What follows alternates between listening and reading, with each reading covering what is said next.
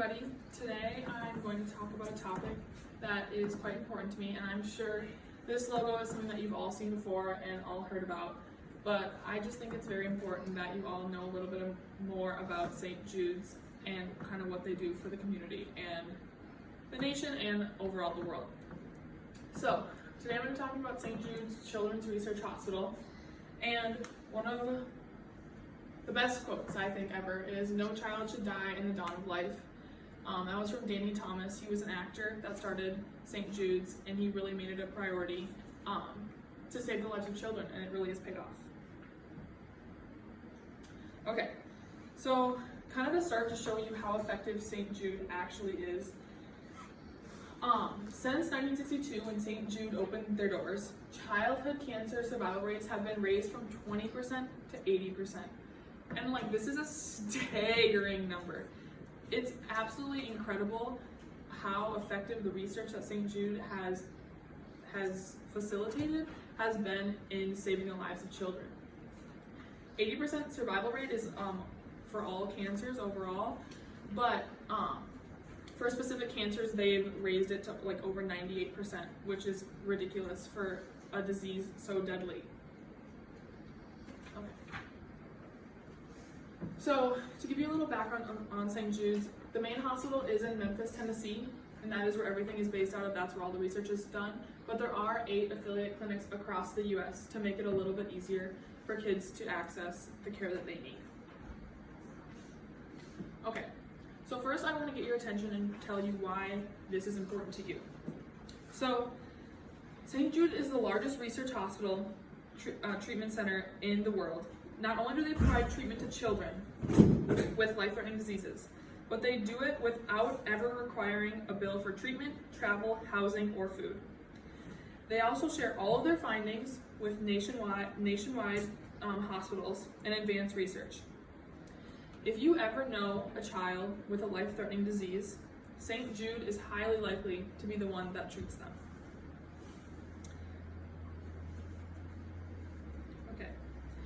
So this is basically to tell you why this is important to me. So my family has always been donors to St. Jude. It was very important to my grandma, and I remember she always had a changed jar that always said St. Jude's on it. And she made it a priority to help the kids because she knew how good they were doing in the community and how effective the research was. Okay, so first I'm going to say, what I want to get across today is that everyone just needs to understand what St. Jude's does and make sure that they make it a priority. Okay, so I'm going to talk a little bit about Maverick. So, Maverick got, in 2017, he had abnormal blood work come back, and it was around Christmas time, and in January they found out that he had acute lymphoblastic leukemia, and it was quite a shock to his family. And they took him straight to St. Jude's via ambulance. And his family was actually familiar with St. Jude's because they had given to them for a long time. One of the biggest things that his family said was so amazing about St. Jude's is that they didn't have to worry about insurance. His mom said, "The doctors call the shots and it happens instantaneously. It doesn't take hours and hours for things to develop around the red tape. You take the rule of healthcare and you throw it out the door when you come into St. Jude's." So St. Jude's really makes it a priority to put the child first and not worry about where the money is going to come from because they depend on their donors. Thank you. Everyone needs to notice the work that St. Jude is doing to help the children and their families, and consider donating to St. Jude to help save the lives of children. Okay. So, according to the CDC, the second leading cause of death for children ages 5 to 13 living in the U.S. was childhood cancer. This is a huge issue. And according to the St. Jude website, it costs roughly $2 million a day to keep St. Jude open and running. And majority of that is covered by public donors. Also, the American Cancer Society says that unlike cancers in adults, which often results from lifestyle choices, children doesn't usually happen.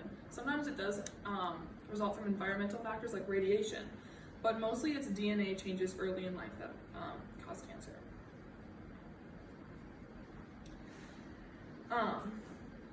And according to the Taxes of St. Jude, 16.3% of their funding goes to advertisement and fundraising.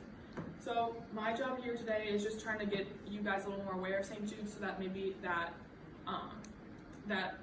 the funding that goes into that can be lowered, so that more of it can go to the kids.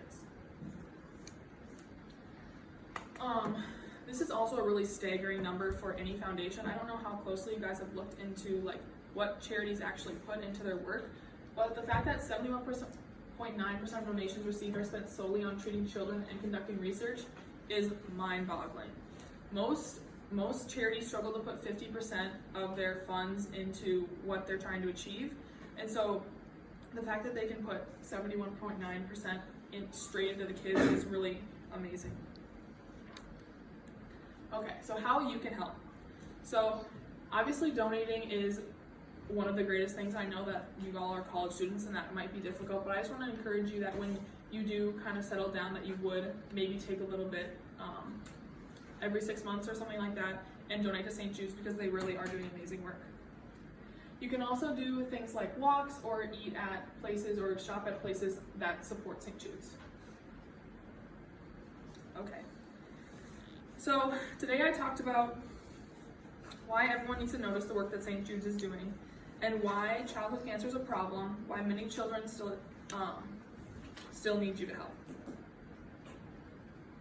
And to close, to quote the St. Jude's website, families never receive a bill from St. Jude's for treatment, travel, housing, or food, because all the family should worry about is helping their child live. Please consider donating. You will save child's lives. Thank you.